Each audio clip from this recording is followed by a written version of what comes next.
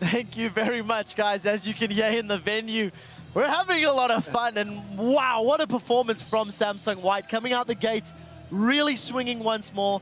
Again, destroying Royal Club. Let's get straight to the team comps. Rengar, Rumble, Talon. Let's pull the graphic up, and Krepa, maybe talk to me about some of the picks and bans and a slightly different approach by Royal Club, but it wasn't enough. I actually like what Royal Club did here. They had a good late game component in Mundo, Kha'Zix. They didn't fall too far behind early. Their picks scale well into all phases of the game. I like Corki into Twitch. I like Thresh. It offers engage. Actually, coming into this, if I had to choose a comp that I would like to see win, it is Royals, but then you have White just playing so damn brilliant. Yeah, and the thing we have to remember here, too, is that really, if you're going to be Royal Club, what you're looking for is to hit the power spike about probably 18 minutes when you start getting that Trinity Force, when you get a core item or two onto Jace as well. So your sweet spot's going to be probably like 18 to 23 minutes. That's when you have to start grouping and then sieging very aggressively against the low wave clear. But what White did is they stalled out and skirmished with their composition and made it never possible for them to actually group on a tower. The problem with this, though, is that Corrin on Jace made no sense to me because it's a champion he hasn't played at Worlds, to my knowledge, hadn't played it all split in summer either. I was questioning his champion pool, but his Jace was honestly pretty abysmal. Late to fights, you saw him misplay fights on the bottom lane, get dived on repeatedly, and not know how to play around it.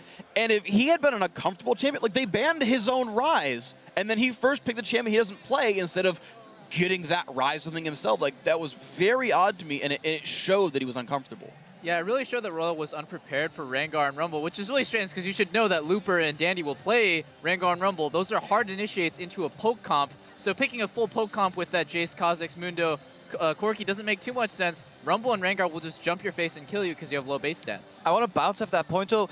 While he wasn't the most impressive Jace, it did allow him to at least keep mid lane, even if not push it first, and that actually kept Palm back. Palm couldn't roam until he was actually like 15 minutes into the game, or just at least push and put the pressure on the map. So in that point, the Jace did work out, but sadly, if you're not proficient at champion, Samsung White will abuse that like as much as they can. Before we get to that 15-minute roaming and pushing and moving around the map, we've got a replay that was super chaotic in the bottom lane. It actually wasn't too terrible for Royal Club, despite it being a 5v4. Krepa, you felt quite strongly about how this started. Yeah, so first thing I want to highlight is Samsung White, they still make mistakes, but what the beauty of their play is that how they react to mistakes immediately and how they don't get phased by it at all. And this is going to be a long replay, so I'll start it out, and then I'm going to need some help from you guys because I can't cover all this. But yeah, basically it starts out with Zero just engaging this straight, reaction from Imp coming in as well, and then yeah, the TPs come in. The thing is, Dandy could have actually went a lot earlier, but he respected Insect. Mata's trying to survive, but this hook from Zero, that misses, and that bodes really badly for Royal Club. Well, his setup on the equalizer there was nearly perfect as well because you see it splits Insect and Cola off from Zero and Uzi, so it makes it a lot easier to focus just one of them down. And here we have Pawn getting in with his ultimate, dealing a bunch of damage right there, gets the exhaust off onto Uzi as well. And then as this fight ends up, Looper... It's a bad flash. That's what I mean. Yeah, the bad flash, but he reacts so well.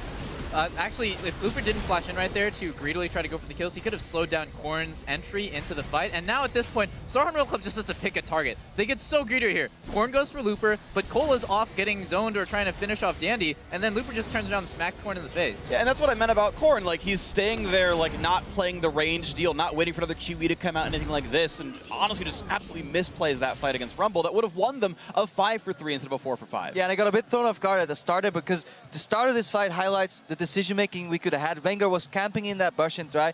He used his ulti, he saw Kha'Zix approach, and then he hesitated for a second. And it's rare that we see Danny hesitate because he kind of want to bait Kha'Zix in, but it allowed the Royal Club members to group up and form like an alliance together instead of just immediately Rengar ulting on Thresh and just burning him down. I think that would have been a slightly better play, but who am I to disagree with? Freak, I've got a question for you for our next replay as well. Regardless of the strategic decision-making that Royal Club is doing mechanically, individually, we're seeing misplays. Let's pull a second replay up onto your screens.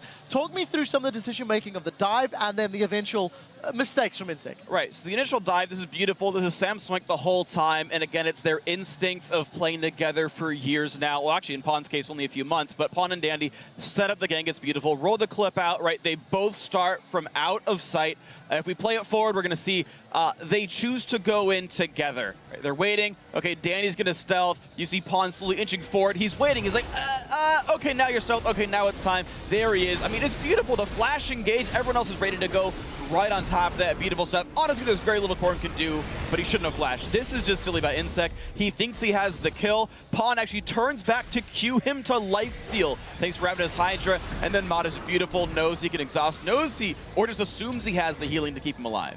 Yeah, just can't assume the burn was going to finish it off. They double lift. You were It trying burned to him in think the end. about some of the decision-making or plays from either squad? Yeah, I was going to say, after that first replay, it just goes to show Samsung White is just so ahead of the game. Yeah, they misplayed that first fight, and they ended up trading kills when it could have been more clean, or potentially actually a loss for them. But Samsung White, it looks like they're the Power Rangers, and like Royal's just like a hot dog or something. Like they can't do anything. They're sitting in lane. They're just doing really, they're just doing normal things that actually would get them ahead if they're against anyone except for Samsung White. They're playing aggressively. They're pushing their lanes. They're looking to group and fight. But Samsung White is just like 2-3 steps ahead every single time. See, at the start of this game, I was like, oh, it's finally getting close. Maybe we'll see a good match. And then White finds a way somehow every game to flip that switch, and suddenly your 5k go down, your towers dropping one by one, and you become a hot dog against the Power Rangers. Exactly. One game away before we find out if the Power Rangers or the hot dogs are going to push on to the finals, guys. We are going to head over to Twitter and ask you guys once more to share your favorite moments from Worlds with us. Send your responses to us at LOL Esports. Use the hashtag Worlds. We will be talking about them at the end of the day in the post-game wrap-up. We are going to drop in on another one of those viewing parties that is being hosted by Coke Zero. And here are the fans in a packed house at the Cinemark Legacy Theater in Dallas, Texas, where Team Dignitas' Kiwi Kid showed up to join in. Even got a little love there from TSM in a moment or two. As you hear all over the world, even cosplayers in the house. Thank you for that, guys. Samsung White are one victory screen away from clinching the Summoners Cup for 2014. We'll see if they can get it done when they face off against Starhorn Royal Club in Game 3 of our championship finals.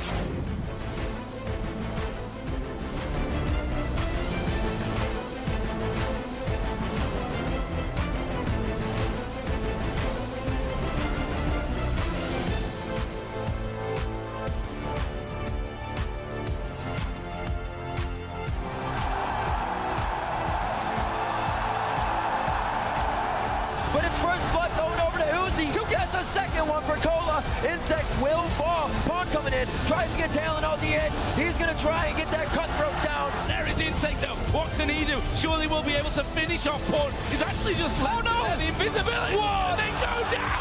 Coming around the side, he'll force Uzi first down. There is Pawn as well. Can they finish him off the burn? He's not. Oh my gosh. Equalizer comes down. They're probably going to damage Insect. That'll be the first target. Equalizer goes down. Cola's already at half, but they want the squishies first. Those going down to Royal Club. It could be Uzi going down. He's forced to use Summoner Heal. One last shot and the Venom takes him down. Insect